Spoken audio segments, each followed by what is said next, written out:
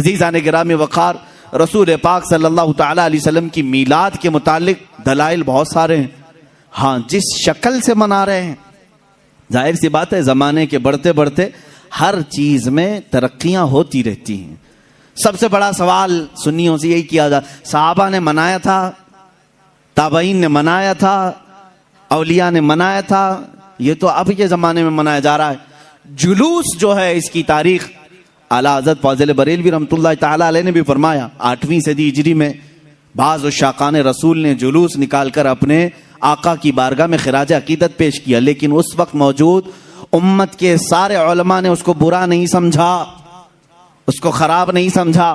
بہرحال میں آپ کو بتاؤں، صحابہ نے منایا تھا، یہ بار بار سوال کرتے ہو. تابعین نے منایا تھا، ارے میاں وہ تو روز مناتے تھے میرے آقا کی میلاد، تم تو 12 ربیع الاول سال میں ایک بار کر رہے ہو. صحابہ روز مناتے تھے. میلاد کا مطلب کیا ہے؟ جاؤ پوچھو. حسان بن ثابت ہمیشہ کہتے تھے وَأَحْسَنُ مِنْكَ لَمْ تَرَ قَطُّ عَيْنِي وَأَجْمَلُ مِنْكَ لَمْ تَلِدِ النِّسَاءُ. یہی تو میلاد مصطفیٰ ہے. اے رسول، آپ سے زیادہ حسین میں نے کسی کو دیکھا نہیں، آپ سے زیادہ خوبصورت کسی ماں نے جنا نہیں. یہ تو صحابہ میلاد نہیں منا رہے ہیں.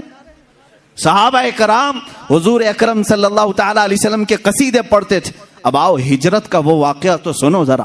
اللہ کے حبیب صلی اللہ تعالی علیہ وسلم جب تشریف لا رہے تھے مکہ سے مدینہ طیبہ، 14 دن تک مدینے والوں نے انتظار کیا ہے. تم 11 روز سے انتظار کر رہے ہو 12ویں شب آئے گی.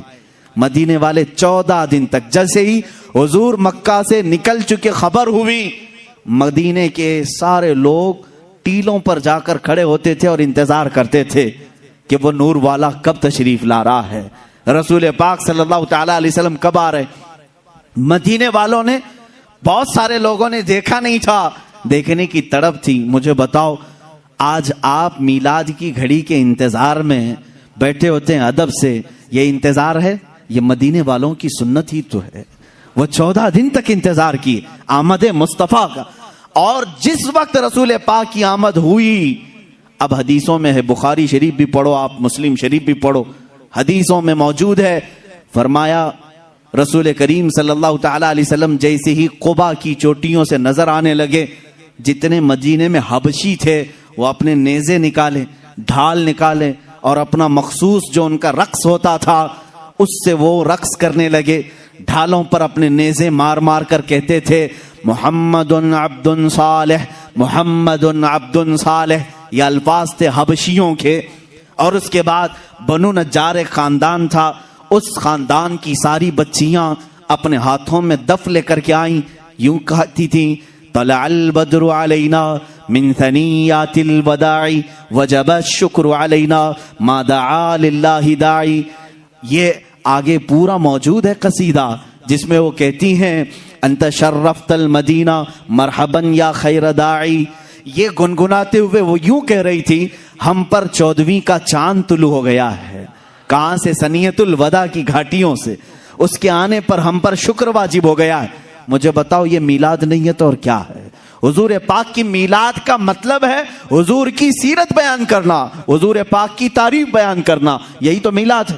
ہم مجلس میلاد کا مطلب کیا ہے؟ صرف 12ویں شب کو منانا یہی نہیں، سال بھر جب بھی آپ میرے آقا کے تذکرے کریں گے ہم اس کو میلاد مصطفیٰ ہی کہتے ہیں. مولود کی محفل ہے، مجلس میلاد ہے، جہاں رسول پاک کی آمد کے قصے بیان کیے جائیں، تعریف و توصیف بیان کی جائے، وہ میلاد ہے. صحابہ نے کیا ہے میرے عزیزو. اب اللہ کے نبی صلی اللہ تعالی علیہ وسلم جب تشریف لائے تو کیا حضور نے منع کر دیا؟ جو ہجرت کے بعد حضور تشریف لا رہے تھے. اچھا اس میں یہ بھی دیکھیں، جب رسول پاک صلی اللہ تعالی علیہ وسلم تشریف لائیں تو اس وقت کا احترام اور تعظیم کرنا یہ صدیق اکبر نے بھی سکھایا ہے. اس کی ایک خصوصیت ہونی چاہیے. ظاہر سی بات ہے آج آپ ہمارے ممبر کو، ہمارے یہاں پر اسٹیج کو الگ انداز سے دیکھ رہے ہوں گے، اس لیے کہ یہ آئے ہیں میلاد مصطفیٰ کے احترام میں.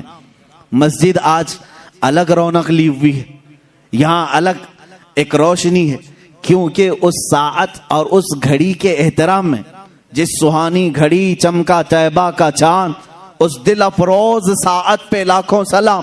ہم اس گھڑی پر بھی سلام بھیجتے ہیں. صدیق اکبر رضی اللہ تعالیٰ عنہ نے کیا کیا تھا جانتے ہیں آپ؟ مدینے والے جب دیکھ رہے تھے گردنیں پھلان پھلان کر دیکھتے تھے، اچھل اچھل کر دیکھ رہے تھے، دور سے وہ نظر آ رہے تھے۔ آنے والوں میں دو لوگ تھے، حضور پاک صلی اللہ تعالیٰ علیہ وسلم اور حضرت ابو بکر صدیق۔ سیدنا ابو بکر صدیق رضی اللہ تعالیٰ عنہ کا عشق اور ان کا ادب بھی تو دیکھیں۔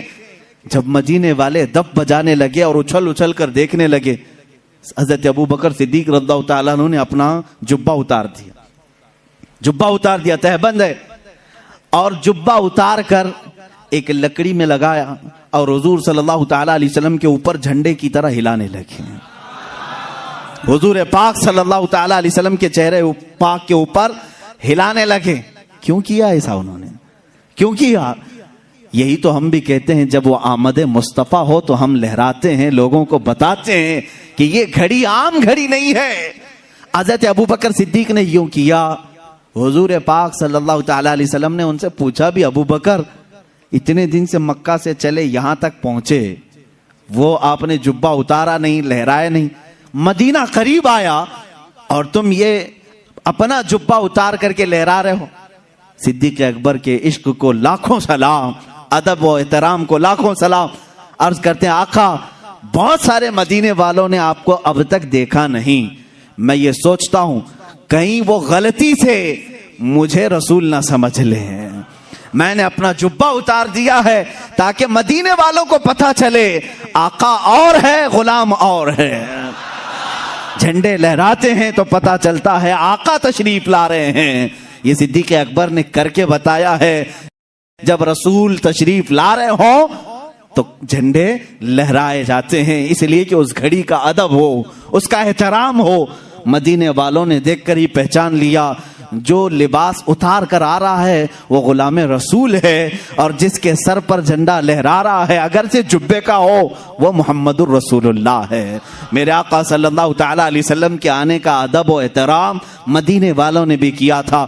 اب میں یہ کہتا ہوں کہ جسے مدینے والوں کی خوش قسمتی ملی وہ میرے آقا کی میلاد منائے گا، اور مدینے والوں میں اس کا حشر بھی ہوگا، کیونکہ میرے آقا نے فرمایا ہے من تشبہ بقوم فہو منہم، جو جس قوم کی عادت کو اپنائے گا دنیا میں، قیامت کے دن وہ اسی قوم کے ساتھ